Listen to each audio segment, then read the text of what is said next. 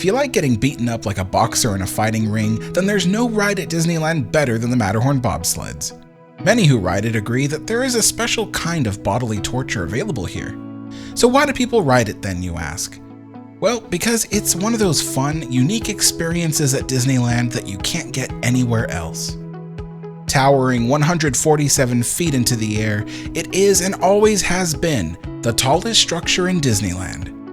It has survived countless earthquakes, lightning strikes, and almost 70 years of daily operation. The Matterhorn Bobsleds is a structure of many record breakers. Tallest structure in Orange County, 1959. First tubular steel roller coaster. First roller coaster with a computer-controlled dispatch system and block brake sections. First thrill ride at Disneyland. First e-ticket in the Disneyland ticket book. World's largest scale model. The only Disneyland ride to switch from one land to another without ever moving. And it's the only version of this ride at any Disney theme park, and the company has opted to keep it that way. And now, fellow bobsledders, let the slopes carry us away into the mountain, where the caves reveal the history and stories of this most iconic toboggan run. The haze of time dissipates before us, and we can see Disneyland in 1955. Construction workers have dug out the moat around the castle, and the excavated dirt was too expensive to haul away, so it was simply piled up into a mound next to Fantasyland. Before the park would open, wooden walls would be erected to prevent visitors from seeing backstage Fantasyland and this ugly-looking hillside. Walt Disney wasn't too happy about this corner of the park, and after Disneyland opened, he immediately thought up ideas on how to replace it. But time and time again, the expenses of hauling away this big pile of dirt were too great. Unless the investment could represent a profitable return of equal or greater value, it was simply impractical to remove the dirt. Walt ordered the hill to be landscaped so at least it wouldn't be such an eyesore from Main Street, but almost as soon as they added trees and grass, Fantasyland added its newest attraction. In the year 1956, the Disneyland Skyway opened, carrying passengers in small gondolas from Fantasyland to Tomorrowland and back. The central tower was placed on top of the hill, and unfortunately, there wasn't enough money in the budget to decorate or hide it. Imagineering simply hoped the newly planted trees would eventually disguise the structure as they grew. Meanwhile, Walt felt the park needed more hidden nooks for people to get away from the hustle and bustle. He felt this landscaped dirt mound was perfect for the job. The pile was given proper walking paths that led up to a lookout area with great views of the park's hub. Benches were placed here for people to rest, and this lonely dirt hill was finally given a name, Holiday Hill. Nighttime at Disneyland during the late 50s made Holiday Hill the perfect spot for a sort of lover's lane. Here couples had a little too much privacy, and Walt knew something had to be done. In 1958, Walt wanted his Imagineers to turn Holiday Hill into Snow Hill, a ski slope covered in real snow. Park operations manager Dick Nunis had told Walt that the Snow Hill idea was very expensive and highly impractical, especially during the summer months. Nunis had insisted that what Disneyland lacked was thrills. There were no rides in the park that gave guests any sense of danger or excitement. Walt turned to him and said, "Nunis, this is not an amusement park." Dick Nunis shyly responded, "No, sir, but the guests want something more exciting, and we have to give the guests what they want." Walt had later approached Imagineer Vic Green and told him that Nunis wanted a thrill ride, and now it was up to Vic to design him a thrill ride for Disneyland. Vic was inspired by Walt's Snow Hill idea and came back explaining that instead of skiing, they could do toboggan runs. The bobsleds would have wheels hidden underneath, and the track would be made of fake snow carved into a tubular path. Walt had gone with his film crew to Switzerland for the filming of Third Man on the Mountain. He brought his wife Lillian with him, and together they took an extended vacation in the Swiss Alps to oversee the filming of the movie. When Walt saw the majestic Matterhorn mountain off in the distance, he felt greatly inspired by it. He suddenly thought of Snow Hill and had an incredibly grand idea.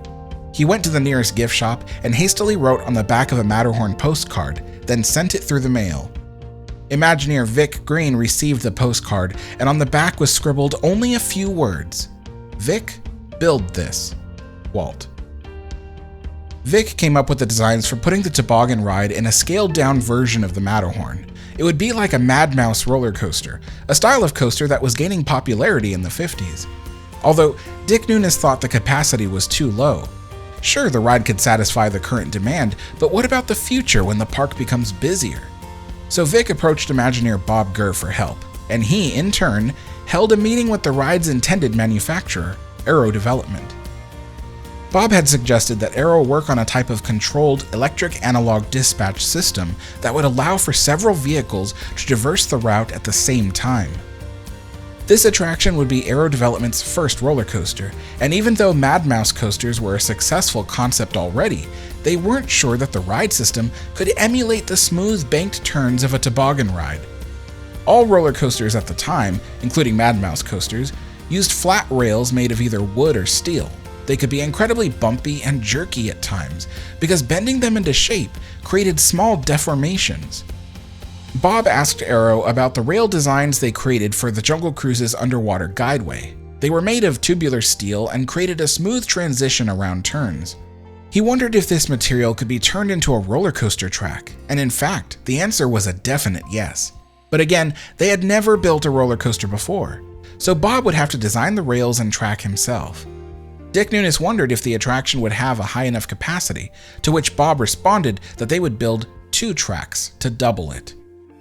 Bob Gurr had an education in auto body design and was originally hired in 1955 to design the little cars for Autopia, but when he was needed to design the track and route for the Matterhorn Bobsleds, he felt a little underqualified because those kinds of physics required an education in trigonometry. In those days, you never told Walt you couldn't do something, you just said yes and found a way to get it done. So Gurr borrowed a trigonometry book from the library and went at it in earnest, creating the world's first tubular steel roller coaster. I must pause to say that since the ride opened, people have noted how jerky it is. People believe it's because the rails are warped and need to be smoothed out, but this is only a small bit of the problem. You see, back in these days, roller coaster designs weren't as advanced as they are today. To better understand this, you need to know the difference between a heartline roll and an inline twist. As you know, when a roller coaster makes a turn, the track and vehicle tilt into the turn slightly. Well, back in the 1950s and before that, the track tilt was done from the center line of the track, thereby jerking the passengers' bodies from side to side as they went into the turns. The quick twist into the tilt is what causes pain to the riders. Roller coaster engineers have since learned not to measure the banking of the turn from the center of the track itself. Instead, they must twist the track around the approximated heart line of the rider. This helps move centrifugal force downward onto the rider instead of sideways. Bob then designed the ride vehicles to be single bobsleds with 2 tandem seats, and to allow more than one bobsled to traverse the track at the same time, Aero Development devised an idea to create vehicle brakes. An electric analog dispatch machine could maintain the position of the ride vehicles, and if one vehicle entered the block section of another, they could be slowed down or stopped in specific sections of the ride, thereby preventing a collision. The reason I use the term electric analog dispatch machine is because technically it was a computer, but it's not the kind of digital computer with a keyboard, a mouse, and programmed algorithms. It was really a machine that was made of triggers and relays that received electric signals from infrared beams along the track, and it used this complex system of relays to maintain dispatching and distance of the vehicles. So it was a computer, but not like the kind we have today.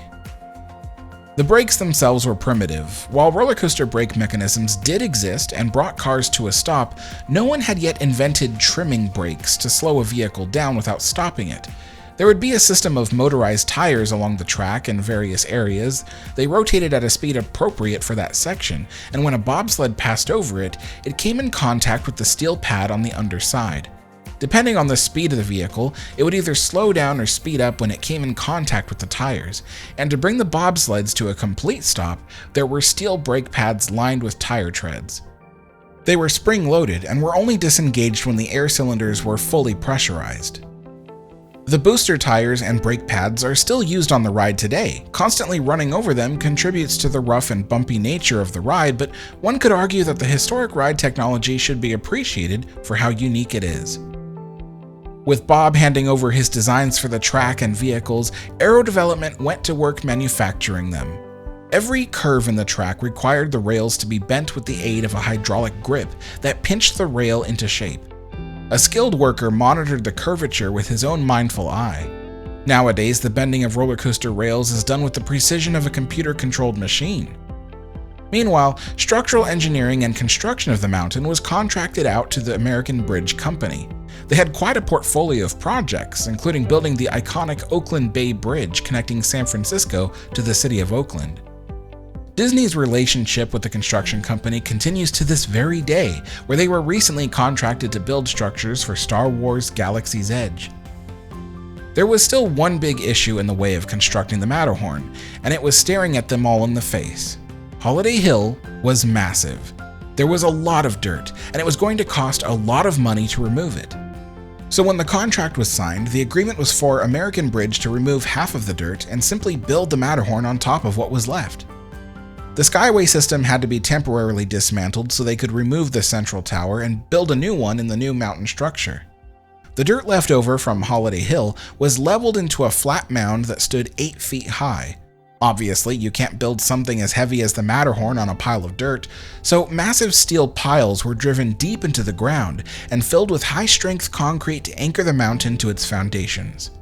From there, gargantuan steel girders were installed on top of the piles, and a network of beams and crossmembers were welded in place. A structure of this kind, a mountain with a roller coaster and a gondola ride running through it, was pretty experimental.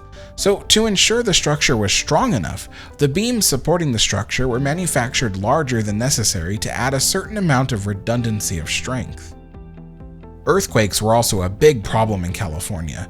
The mountain had to be built to try to withstand them. Cross-bracing beams were installed in several strategically located areas. This would prevent the ground shaking from toppling the mountain, but still allow the mountain to sway and disperse the energy of the ground movement.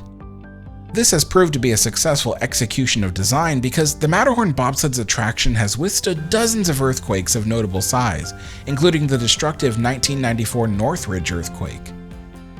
The roller coaster track was brought in and hoisted up to the structure and then bolted into place.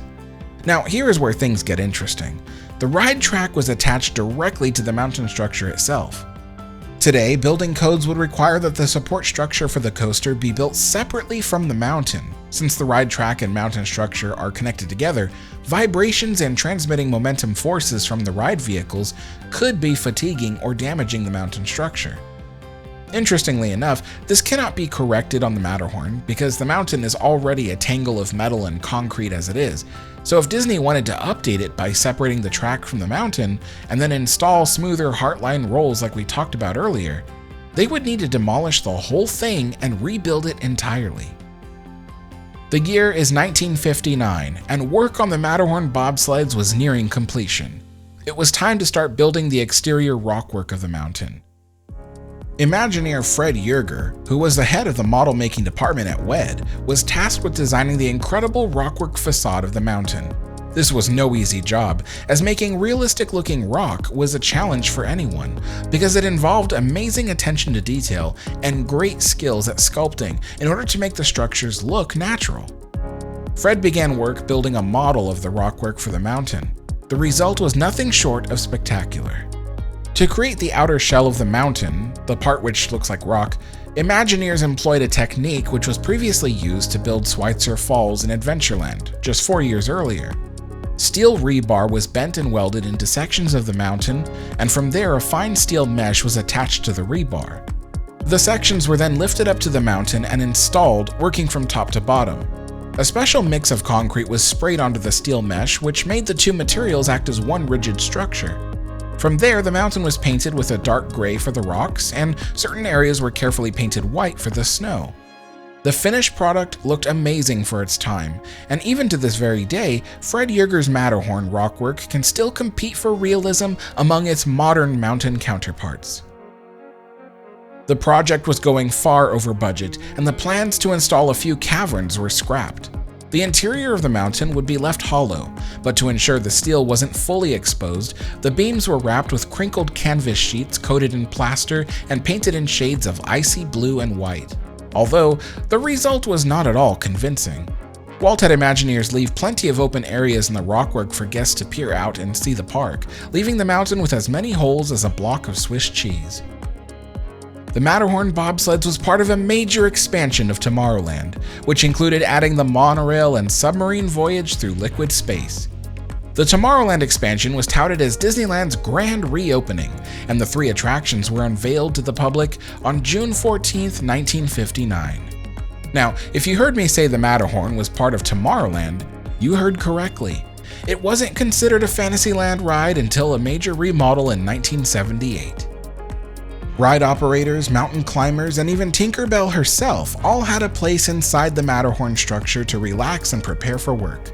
Walt hated to waste space, and since the ride itself only reaches halfway up the mountain, there was a large space in the upper level that would have otherwise been underutilized. They turned it into a type of break room. In the 1960s, one cast member even brought in a basketball hoop and installed it on one of the beams, making a kind of miniature half-court so they could play on their breaks. This led to the rumor that it's up there because local building ordinances dictated that a structure over a certain height could not be built unless it was for a sports venue, which is a ridiculous notion. There's no basketball court up there. It's a hoop and a half oval crudely drawn on the floor. Now, I know I mentioned earlier that the Matterhorn is the world's largest scale model, so I'll take a moment to explain that. Walt wanted the Matterhorn replicated as closely as possible at Disneyland. So Imagineers made a model of the Swiss mountain, taking into consideration its most prominent features, and then scaled the mountain down to 1/100th of its real size. So while the mountain in the Swiss Alps measures 14,700 feet high, the one at Disneyland is only 147. This means that if a 6-foot-tall person were to be scaled down to match the Disney mountain, they would stand just under 3/4 of an inch tall. That's 18.28 millimeters. To put that into perspective, if you stood a US dime on its side, that's roughly how tall you'd be standing next to it. When the Matterhorn was approaching the end of its second decade, the park decided to invest in a significant upgrade to the ride. In 1978, the attraction underwent a refurbishment, enlarging the queue where riders lined up, as well as finally installing those caverns that Walt wanted, which resulted in many of the mountain's holes being patched up and enclosed. Once again, Fred Yerger was brought in to design the beautiful icy interiors of the Matterhorn, an artist complementing his earlier work with 2 decades of accrued knowledge since he last touched it. These new icy interiors were made of 3 layers of plaster spread over steel mesh, which was attached to a web of shaped rebar, then mounted on steel framework supports. Fred Yerger explained, "The renovation of our Matterhorn is just the completion of Walt's original idea. Many of the Matterhorn's original plans were postponed. Because of the popularity of the Matterhorn, it would have been difficult to close the attraction for reconstruction before now. But with Space Mountain entertaining guests who need a thrill ride, we can finally finish most of Walt's original plan." Fred Yerger retired the next year in 1979, leaving behind an expansive legacy of models and designs for the company's theme parks, projects too numerous to count. Possibly the most iconic addition to the mountain in 1978 was the Abominable Snowman. The cast members eventually nicknamed him Harold, and he spent his days frightening the bobsledders as they glided through his cave. Then just before the ride ends, you see him one last time. There were 3 snowmen built for the ride. The first is visible from both tracks towards the start, but the last 2 are seen from their own respective track. And speaking of bobsleds, to increase the ride's capacity, this was the year the Matterhorn received the tandem bobsleds. These bobsleds were white with a striped design on the sides. They were built so that 2 bobsleds were joined together. And since the seats themselves were still tandem seats, that meant the tandem bobsleds had a capacity of 8 riders as opposed to a single bobsled of just 4. During this refurbishment, Jack Wagner, who was known as the voice of Disneyland, recorded his most iconic safety spiel. Remain seated, please. Permanecer sentados, por favor. The Matterhorn remained relatively untouched in the decades after, and riders in the Skyway enjoyed traveling right through the center of the mountain. Then in 1994, 2 changes took place. The first was the addition of a new scene. Imagineers added a place in the mountain where glowing crystals were seemingly discovered by an expedition of trekkers. A supply box marked Wells gave a nod to the last name of the Disney Company president, Frank Wells, who tragically died earlier that year. You see, Frank Wells had a dream of climbing the 7 summits of the world. He made it to 6 of them, but that year he went on a ski trip to Nevada and his helicopter crashed. The second change of 1994 came at the end of the year, when the Skyway was forever dismantled after damage from the Northridge earthquake required expensive repairs. After Disneyland celebrated its 55th anniversary in 2010, resort management had taken a hard look at the aging mountain. After 5 decades without a major repaint, the mountain was starting to look a little yellow. The Matterhorn had received paint touch-ups every decade or so, mainly to the snow on top, but meanwhile the gray rockwork was left to bleach in the sunlight. Also, the tandem seats were no longer considered safe. You see, guests had to share a seatbelt, a practice which didn't actually secure people in the bobsleds anyway. And guests often preferred being seated separately, which negated the capacity increase of 1978. Immediately, the company assigned Imagineers to the task of fixing up the Matterhorn, and in 2012, for the first time since its construction, the mountain was covered from top to bottom in scaffolds. The old paint was being stripped off and replaced with a richer gray rock color to match the original Swiss mountain. With the new paint applied, they added highlighted touches to the rock to give the color scheme some depth. The snow was entirely reapplied with a realistic touch.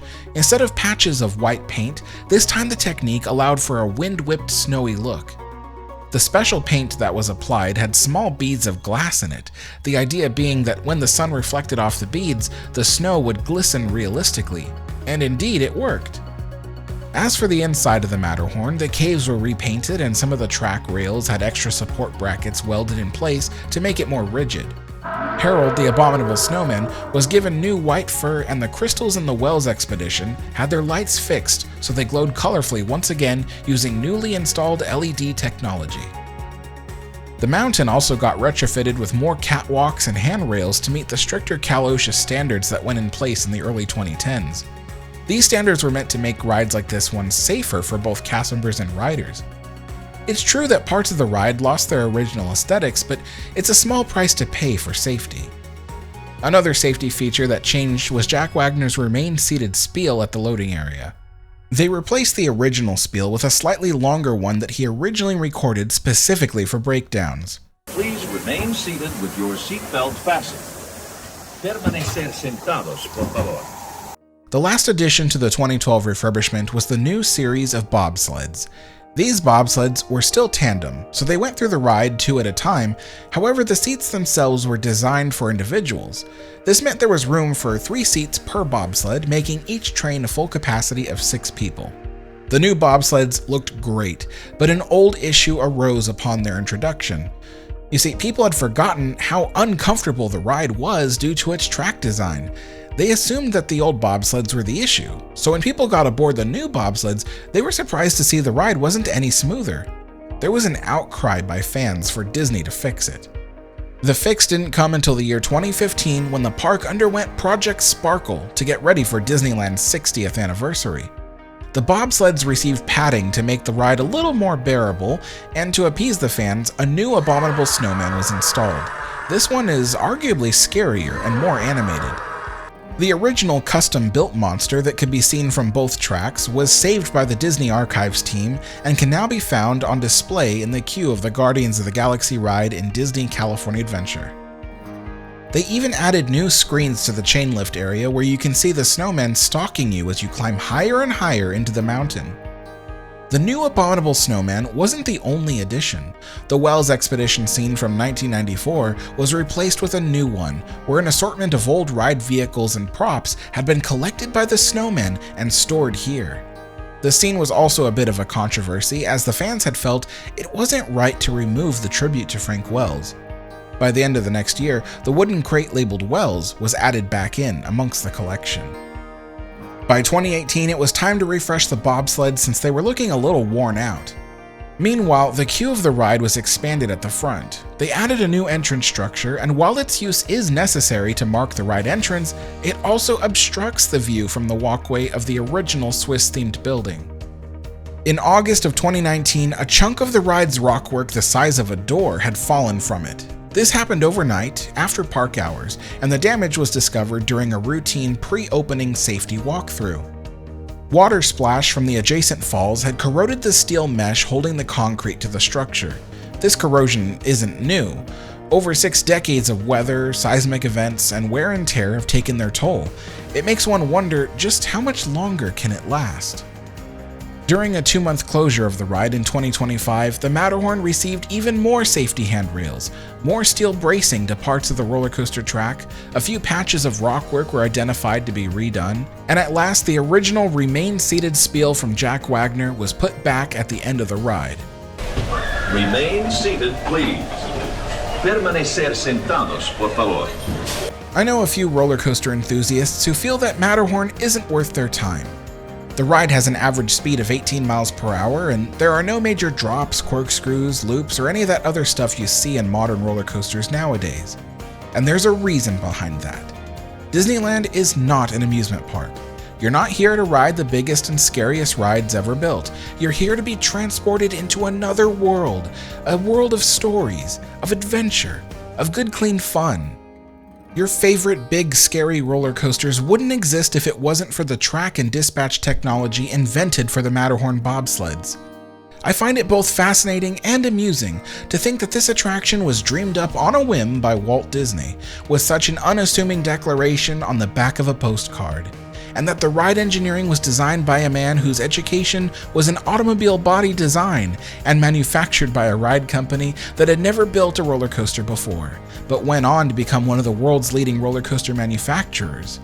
And all of this was done to hide an ugly central tower to a ride that had been gone for 3 decades now. But I digress. The Matterhorn Bobsleds has become a Disneyland classic. It's been the beacon that greets us at the beginning of our Disneyland adventure and the final wave goodbye as we leave our beloved park. Despite all the new attractions added to the park over the decades, the Matterhorn still towers over them as the tallest structure in Disneyland, because no Imagineer has had the heart to build anything that rivals the size of Walt's beloved Swiss mountain. The Matterhorn has become a monument of memories, of excitement, of thrills. Everyone remembers their first ride aboard this mountain. It's been with us locals most of our lives, and even when the day comes for it to be rebuilt or replaced, it will still live on in our memory. Forever standing, another icon of Disneyland.